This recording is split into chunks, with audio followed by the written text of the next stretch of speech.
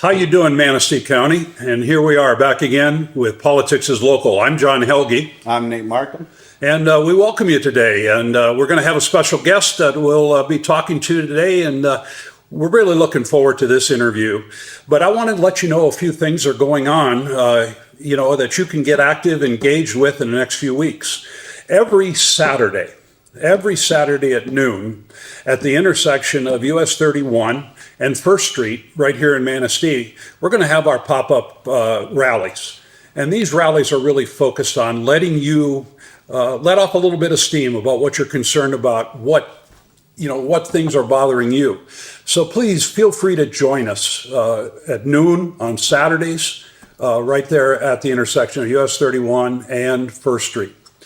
We're also going to be having an information table at the farmers market that's held at the Manistee Senior Center every Saturday. We'll be there from about 9 to 11, and look for our table if you want to know a little bit more about what the Manistee County Democratic Party is doing, what we stand for.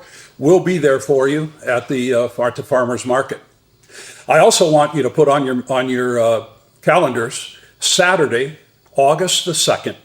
We're going to have a sunset beach party at First Street Beach. We're going to be at the Lions Pavilion on First Street, and we're going to be having a good party. We're all going to get together, and we're going to have a good time celebrating this beautiful weather that we've had here this summer, and also giving you a chance to discuss and talk to people that are like-minded. So again, Nate, it looks like we've got a lot of things going on. Yeah, you got anything you want to add to that?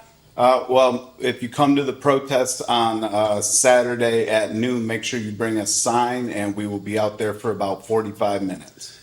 Really great. And again, we're getting a lot of positive feedback from those rallies. The people that are going by, I'll tell you, I think it's 95% are giving us a thumbs up. And that's really good. We get a very positive response. Most people are blowing their horns and pumping their fists for us. We get a really positive response out there. Hey, there's a couple more things that I just thought of that I think are important too. On Saturday, this Saturday coming up on the 19th, we're going to be in Calava for the Calava Heritage Days Parade. It starts at 7 o'clock. We'll be assembling at 6:30 at the Calava Community Center, which is the old school in Calava. We hope you can join us. We're going to have our Superman float there, and we hope that you can walk along with us. The following week on Sunday, which would be, I believe, the 27th, we're going to be in Arcadia, and the Arcadia Parade is always a lot of fun. It's a great celebration of these little villages in Manistee County, and it's really a fun time. And last but not least, on August 3rd, which is a Sunday, we're going to be in Onekama. Onekama's got their village celebration on that day with a parade. So if you can join us, please come. If you don't feel you can make the walk, we'll find a vehicle for you to ride in, but we just want you there to show the people that there are caring Democrats right here in Manistee County. So Nate, we've got a great interview today, don't we? Yeah, excellent. And Eli Savit is here. Came all the way up to Manistee County to visit with us. Eli, we're really pleased that you're here, and it's great. And then you're going to be running for. I am running for Michigan Attorney General. Attorney General. Yeah. Well, I'd just like to give you the opportunity. Introduce yourself to the folks that are going to be watching this podcast, and tell us a little bit about what caused you to run to be the Attorney General. Sure, absolutely. So my name's Eli Savit. I will note that it is spelled Eli. So if you ever read about somebody that's running for Attorney General of Michigan whose name is spelled Eli, that's me too. Right. So I got to get that out of the way. I'm currently in my second term as the Washtenaw County prosecuting attorney. I'm really proud of the work that we've done there. But before I was the prosecutor in Washtenaw County, I've had a sort of winding legal career. I have worked as a practicing environmental lawyer, suing corporate polluters on behalf of states. Before becoming prosecutor, I clerked for the late Justice Ruth Bader Ginsburg on the U.S. Supreme Court. I was in-house at the city of Detroit, where I led our public interest litigation work, suing the opioid industry successfully, leading the city's efforts in the right to literacy lawsuit on behalf of Detroit school children.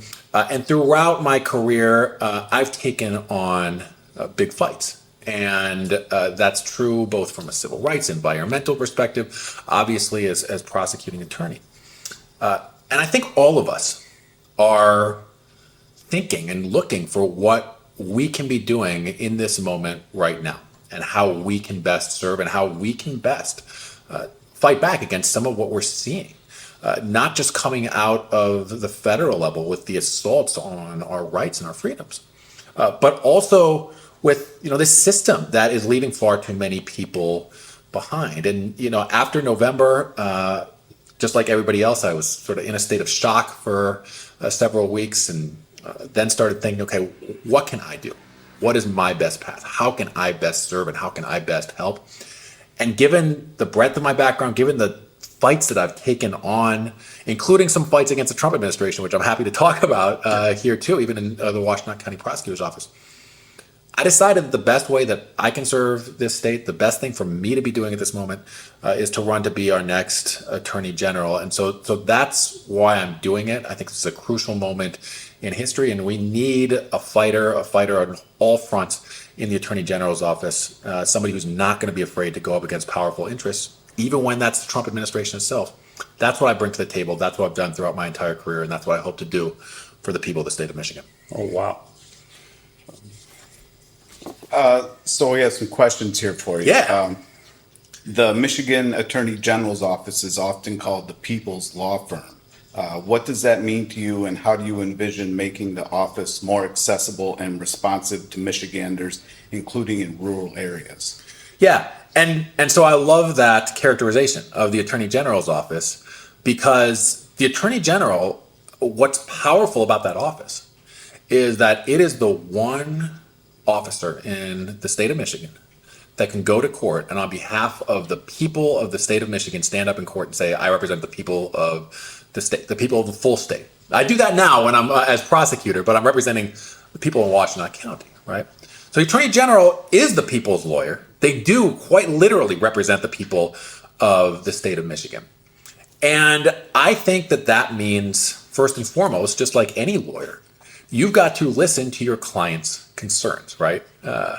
And that's something that is important across the state, but is of particular importance in rural areas. And I think it starts by showing up. I'm here right now. I'm going to be spending the day with you guys. This is, podcast first, and then we got the Good Trouble protest second, and we got the picnic in the evening.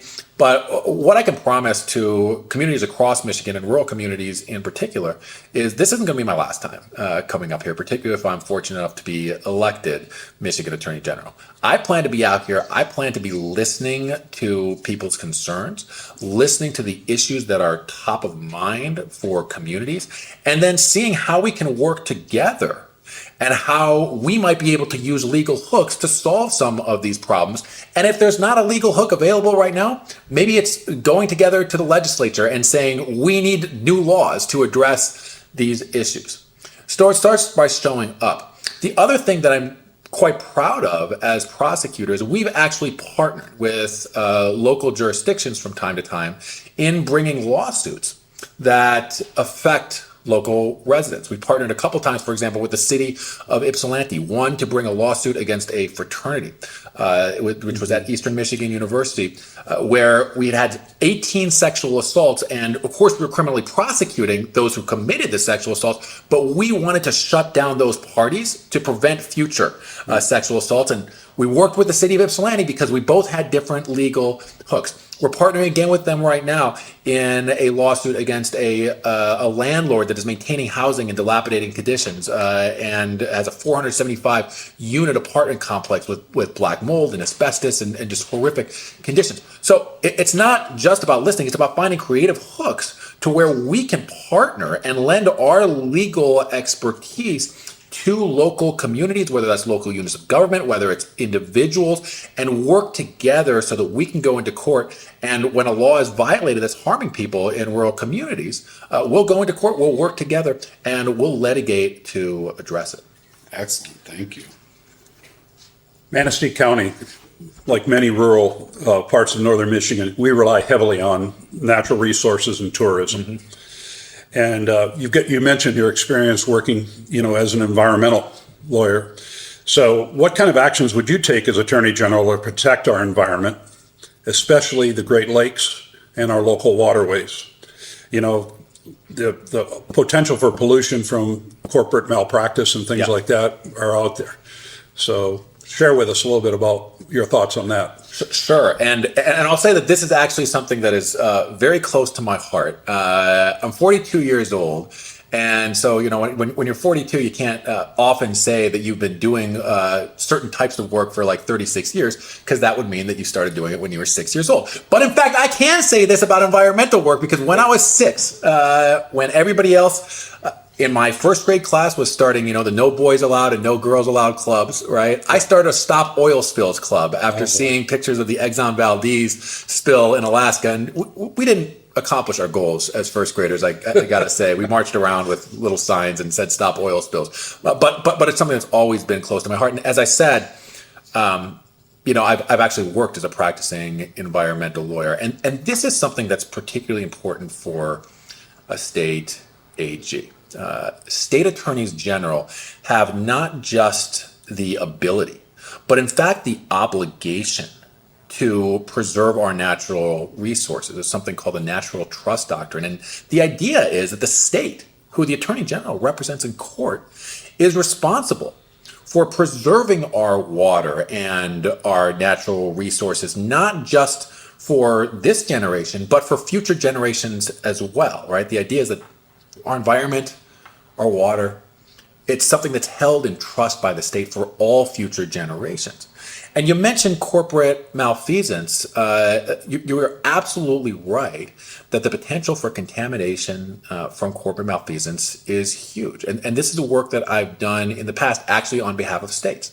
I was an environmental lawyer. I represented the states of New Jersey, Maryland, and the Commonwealth of Puerto Rico in lawsuits against companies like Shell and Exxon and DuPont and Chemours for contamination of waterways that occurred because of corporate malfeasance, PFAS in particular.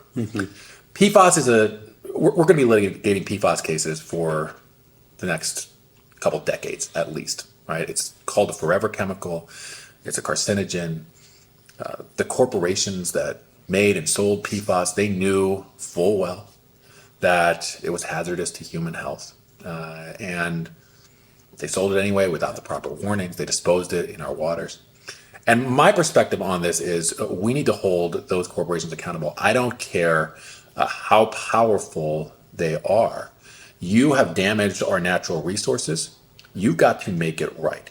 You've got to restore and remediate our waterways and our Great Lakes to exactly the position that it was in before you started unlawfully polluting. Now, I'll note that we need also stronger laws in Michigan around this. Attorney General has the hook right now. I will not hesitate to go into court and sue corporate polluters. I've done that throughout my career. But I also think it's important to continue to advocate in the legislature to make sure that corporations, who, again, we're talking about corporations who intentionally violated the law, right, are held responsible to the fullest extent just to make us whole, right? Just to take those natural resources back to where they were before they started doing what they were doing. So this is going to be a priority for me. It should be a priority for any attorney general. And what I have that I think is unique for a candidate running for this position is I know how to do it. I've done it before. And the cases I've been involved in, we've recovered nearly $1 billion, which is billion with a B, dollars for communities that have been impacted by corporate polluters. Great, that's excellent.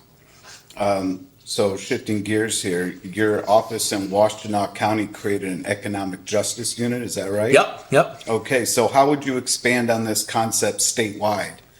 to address issues like wage theft, worker exploitation that can impact people even in small communities like Manistee? Absolutely. And I want to level set about why I thought it was so important to start a economic justice unit in Washington County. And our economic justice unit focuses not just on worker protection, but on consumer protection as well, both of which are hooks that the Attorney General has. But what people often don't realize is just how prevalent wage theft and other actions that harm workers is. If you take every single form of theft in this country, every pickpocket, every robbery, every time somebody breaks into your car and steals stuff, you add up the value of the money that Americans lose each year to all of that. Wage theft, which is employers stealing from their workers, Americans lose more to that than all of that combined. Every other form of theft combined. And it's frequently unaddressed. And it's unaddressed because of a couple of reasons. One is that we don't have strong enough laws. The other is that people often don't even know when they are the victims of wage theft. You know if you've been the victim of a robbery, but a lot of people don't recognize that when your boss says, oh, hey, now you wouldn't mind just coming in a half hour early before you punch in just to help me set up for the day, right? It seems like, oh, yeah, sure, reasonable request, whatever. No, you are entitled to be paid for that half hour, right? That is wage theft. Misclassification, when bosses misclassify their employees who they have control over. As independent contractors, it allows the employers to avoid paying their share of payroll taxes, right? Which means the employee has to actually pay those, and that's money out of their pocket too. People don't recognize that that's something far too frequently that is unlawful. And the third reason we don't address this a lot is frankly just because it hasn't been a priority, which is unfortunate because I don't care who is harming you, who is stealing from you, whether it's somebody on the street or whether it's your boss, it needs to be addressed. So we built an economic justice unit in Washington County, and it's a unit of one, I'll admit. All right, so he's busy, but he focuses exclusively on worker protection and consumer protection, because the other thing is people are getting squeezed by both ends. Their bosses may be stealing from them at work, and then you may have shady businesses that are price gouging them or engaging in unfair and deceptive practices, right, on the other end, requiring them to pay more. And we go after all of that. And we've had success at doing it. We've pushed out educational materials, right? So people know when they're the victims of wage theft or consumer exploitation. We've gotten money back into workers' pockets. We've stopped scammers from targeting seniors. I mentioned some of our litigation against landlords, right? Which has a consumer protection hook as well. And we've been successful in that also. This has to be a priority of the next Attorney General. Because, look, everybody's hurting right now with prices being so high and the cost of living becoming unbearable. I'm not going to sit here and say, oh, elect me Attorney General and I'll make everything affordable again, right? Because I'd be lying if I said that. What I can do as Attorney General is to do everything in my power to make sure that the corporate entities that are unlawfully taking advantage of people and making it even more unaffordable to live, whether that's by shorting people on their paychecks or by price gouging them as consumers, I can make sure that we're holding them to account. And that's something that I promise I'm going to do as Attorney General. Outstanding. Criminal justice reform. Yep. That's a key part of your platform, right? How would you approach criminal justice as Attorney General, and how does it impact local law enforcement in communities like Manistee? For example, issues like addiction and mental health services are a serious issue for us here in rural Michigan. So how could you propose to help us? Yeah. And so my perspective on the criminal justice system as a prosecutor is, look, we've got to treat serious crime seriously. And I think most people agree on that. If you commit a sexual assault, if you commit a robbery, if you shoot somebody, right? I mean, you've got to be separated from the community, right? You just do. But there's so many cases involving relatively lower level offenses where the underlying issue is frequently substance use, mental health issue. And my belief is that we can do better by providing people rehabilitation and an off-ramp from the criminal legal system rather than just cycling them in and out of jail over and over again. Because the truth is, for a lot of this lower level stuff, right, even if you want them to go away forever, which I don't, right, but even if you did, the law doesn't allow for that, right? It'll be a 10-day jail stay, maybe some probation, right, in and out, in and out. And meanwhile, we're saddling these people with criminal records, which makes it harder for them to get jobs, to get housing, to secure educational advancement. Yep. So one of the things that we've done in Washtenaw County is just offer people off-ramps, right? And we started the only pre-plea diversion program, I believe, in the state of Michigan. And what that means is, if somebody comes in, they're accused of a lower level crime, and it's not something that we think threatens community safety, we will, in those appropriate cases, make them a deal. We'll say, look, we're going to set you up with an individualized 6-month rehabilitation plan. Maybe it involves substance use counseling, mental health counseling. Sometimes people are dealing with things like grief, right, which is causing them to act out. And so it's individualized. It's got to be individualized to the person, right? We'll set you up with that. If you do everything that we've asked you to do, right, you get help, you get treatment, and you don't commit a new offense within 6 months, at the end of that 6-month period, we will dismiss the case entirely, and you won't ever have to say on that job application you pleaded guilty to a crime, because we know that's going to harm your recovery. Now, I get it's Washtenaw County and it's Ann Arbor, and people call it the People's Republic of Ann Arbor, and sometimes people hear that and they're like, that sounds like a progressive fairy tale. Here's what I'll tell you. We had an independent study done of the results of that program, and it's close to a couple hundred people that have gone through it now. About 95% of them completed it successfully. And of those that did, the recidivism rate was literally 0%, which meant not one person was rearrested after they successfully completed it. Now, this takes resources, right? And it takes local buy-in. But I would like to advocate as Attorney General for the expansion of programs like that across the state, if we've got local buy-in. If the local prosecutor, local probation, who we work with in Ann Arbor, they're fantastic. They set up the plans. You got to have the local buy-in. But if you do, I believe that we should be advocating for investment in those programs. And I will make sure that I do everything I can to remove legal barriers to those programs being stood up. Because look, the success of things like that, it's what we all should want, right?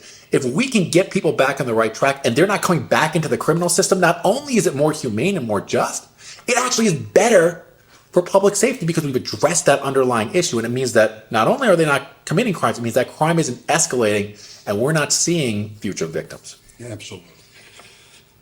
And just to, go on that, I've heard from a lot of sheriffs, especially here in rural Michigan, that they see that as a valuable thing. Educating people that are in their jails. Yeah. Helping them, not to come back.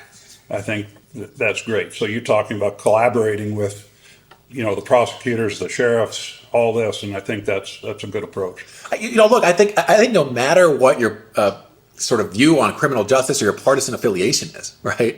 I think everybody sort of shares the same goal, and I can say this, having worked with a lot of law enforcement and prosecutors across the state. We want the first time you come into the system to be the last time, right? Something happened. We're dealing with it. Let's make sure it doesn't happen again, and that's what programs like this do. That sounds great. I love that. Now, how do you see the Attorney General's office playing a role in addressing affordable housing challenges or supporting local school districts in areas like Manistee? Okay, so that's a two-part question. That's a two-part question. I'll say this first of all. I actually started my career before I went to law school as a public school teacher. I taught 8th grade special education and general education classes. And the right to an education, which I believe is fundamental, is something that I've fought for throughout my career. It's something that, as I mentioned, I led the city of Detroit's effort in the right to literacy lawsuit, which brought nearly $100 million into Detroit schools. And it's something that I will absolutely prioritize as Attorney General. Because my core belief is that if we're not doing right by our kids, we're not doing our jobs as a state.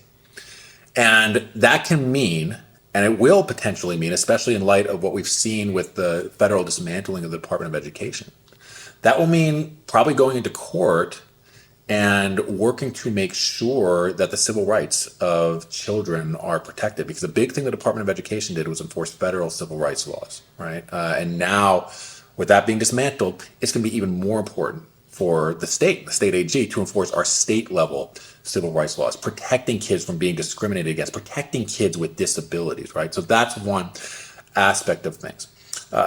The Attorney General also has the ability to, issue legal opinions, and which can help guide state agencies. And to the extent that that is possible, you have to take an honest view of the law.